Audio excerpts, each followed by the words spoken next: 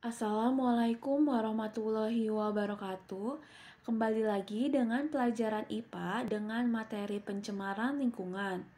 Tetap semangat ya mengikuti kegiatan belajar dari rumah. Jangan lupa like, komen, dan subscribe ya. Tujuan pembelajaran yang pertama, menjelaskan pengertian pencemaran lingkungan. Yang kedua, menjelaskan dampak penebangan hutan terhadap kerusakan lingkungan. Yang ketiga, menjelaskan aktivitas manusia yang dapat menyebabkan kerusakan lingkungan. Yang keempat, menjelaskan dampak pencemaran lingkungan terhadap kesehatan manusia dan lingkungan. Dan yang terakhir, menjelaskan cara pengelolaan lingkungan untuk mengatasi pencemaran dan kerusakan lingkungan. Hutan merupakan salah satu bentuk ekosistem darat yang kaya akan tumbuhan dan satwa. Selain itu, di hutan banyak terdapat komponen abiotik, yaitu udara, tanah, dan air, untuk keperluan kehidupan dalam ekosistem. Keberadaan hutan sangatlah dibutuhkan karena berfungsi untuk mempertahankan siklus oksigen, karbon dioksida, dan air yang sangat diperlukan bagi kelangsungan hidup semua organisme. Indonesia memiliki hutan yang sangat luas. Berbagai makhluk hidup ada di hutan Indonesia yang berisi beragam macam binatang dan tumbuhan. Tapi sekarang ini hutan di Indonesia semakin sempit karena adanya kebakaran hutan, bencana alam, dan penebangan hutan secara liar. Penebangan hutan secara liar salah satunya ada di hutan Indonesia yang semakin sempit. Penebangan hutan ini dilakukan untuk mengubah hutan menjadi perkantoran, pemukiman, pabrik, dan lain-lain. Penebangan hutan secara liar dan terus-menerus dapat merusak lingkungan, di antaranya hilangnya kesuburan tanah, turunnya sumber daya air, menyebabkan pemanasan global, hilangnya habitat hewan dan tumbuhan di hutan, dan yang terakhir menyebabkan bencana seperti banjir dan tanah longsor.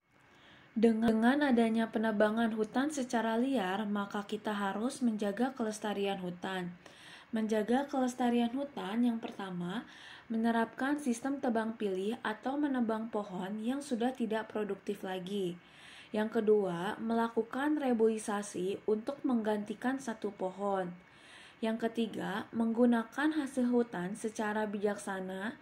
Dan yang terakhir, tidak menebang pohon sembarangan dan tidak sewenang-wenang. Selanjutnya, pencemaran lingkungan. Masuknya zat, energi, unsur, atau komponen lain ke dalam lingkungan yang menyebabkan ketidakseimbangan terhadap lingkungan.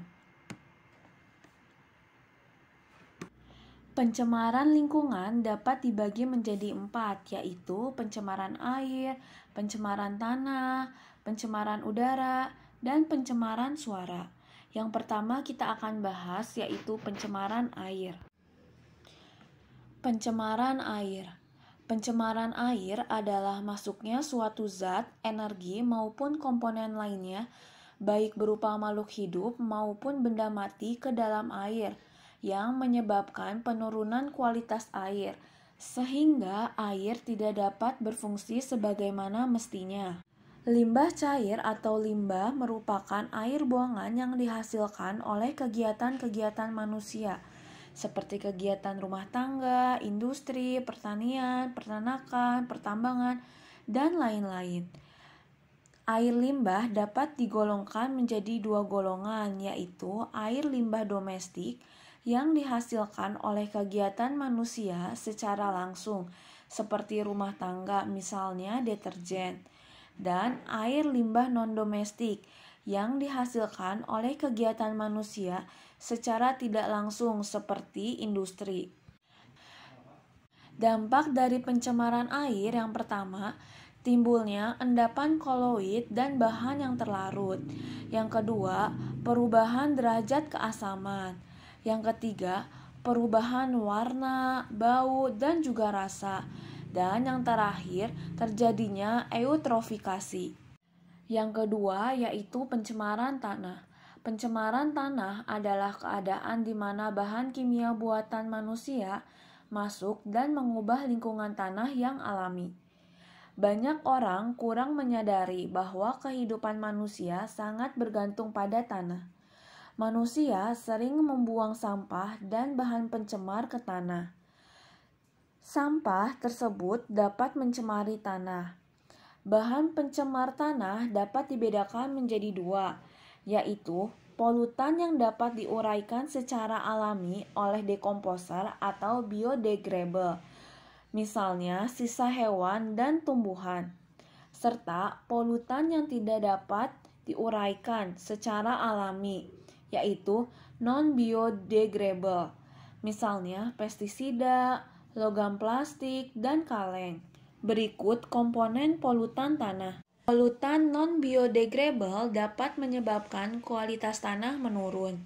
Turunnya kualitas tanah terjadi karena bahan-bahan tersebut mengganggu kehidupan di dalam tanah, terutama aktivitas mikroba pengurai atau dekomposer. Jika hal ini terus-menerus, tanah akan kehilangan produktivitasnya, tidak dapat digunakan untuk pertanian. Yang ketiga yaitu pencemaran udara. Peristiwa masuknya atau tercampurnya unsur-unsur berbahaya ke dalam lapisan udara yang dapat mengakibatkan menurunnya kualitas udara di lingkungan. Zat tercampur udara diklasifikasikan menjadi dua tipe, yaitu zat berupa partikel yang merupakan butiran halus dan terlihat oleh mata, seperti debu dan juga asap, serta zat tercemar berupa gas yang dapat dirasakan oleh penciuman atau akibat langsung. Lalu, apa dampak pencemaran udara? Yang pertama, rusaknya lapisan ozon.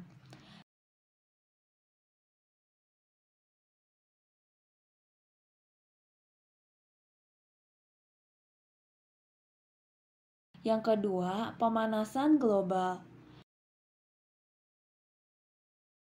Yang ketiga, hujan asam. Dan yang terakhir, memberikan dampak buruk bagi tubuh manusia. Yang keempat yaitu pencemaran suara. Gangguan pada lingkungan yang diakibatkan oleh bunyi atau suara yang mengakibatkan ketidaktentraman makhluk hidup di sekitarnya. Suara bising dapat berasal dari suara mesin pabrik, mesin kendaraan, dan mesin pesawat. Tinggi rendahnya suara diukur dengan satuan desibel. Sumber suara yang mengeluarkan suara di atas 80 desibel akan mengganggu kesehatan manusia. Hilangnya pendengaran dimulai pada tingkat kebisingan 80-90 desibel selama 8 jam. Pada tingkat 120 desibel akan membuat telinga sakit dan dapat menyebabkan kematian pada tingkat 180 desibel. Nah, kita akan membahas upaya apa saja yang bisa mengurangi pencemaran lingkungan. Yang pertama, yaitu upaya pencemaran air. Mengolah limbah industri sebelum dibuang ke perairan. Tidak membuang sampah sembarangan. Tidak membuang pestisida ke perairan. Secara rutin membersihkan perairan. Dan menggunakan sabun atau deterjen yang ramah terhadap lingkungan. Upaya mengatasi pencemaran lingkungan. Yang pertama, membuang sampah sesuai dengan golongan, apakah sampah itu termasuk organik atau non-organik.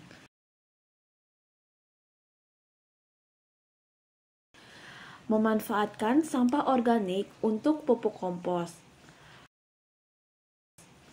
Menggunakan kembali sampah yang sulit terurai. Membuang sampah pada tempatnya. Mengurangi penggunaan pestisida buatan. Mengelola limbah industri sebelum dibuang ke lingkungan, serta melakukan penyuluhan tentang pengelolaan sampah dan pencemaran lingkungan.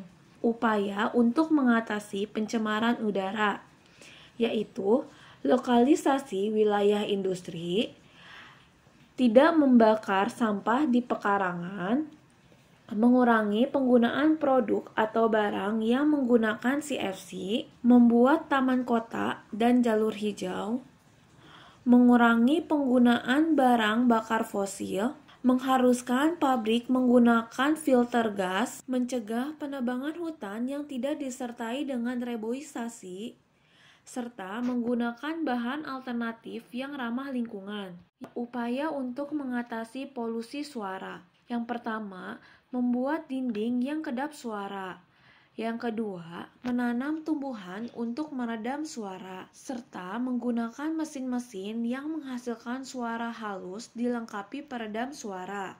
Sampai sini sudah paham tentang materi pencemaran lingkungan. Jadi, pesan yang dapat diambil pada materi pencemaran lingkungan yaitu jangan tukar kelestarian lingkungan kita dengan kepentingan pribadi. Jika kita melestarikan alam, maka suatu saat nanti kita atau generasi penerus kita juga yang akan menerima hasilnya. Untuk tugasnya membuat presentasi mengenai pencemaran hutan, pencemaran air, udara, tanah, dan suara dalam bentuk video. Saat presentasi boleh menggunakan media buku atau gambar pencemaran lingkungan. Terima kasih sudah mengikuti video pembelajaran ini. Sampai bertemu di materi selanjutnya. Wassalamualaikum warahmatullahi wabarakatuh.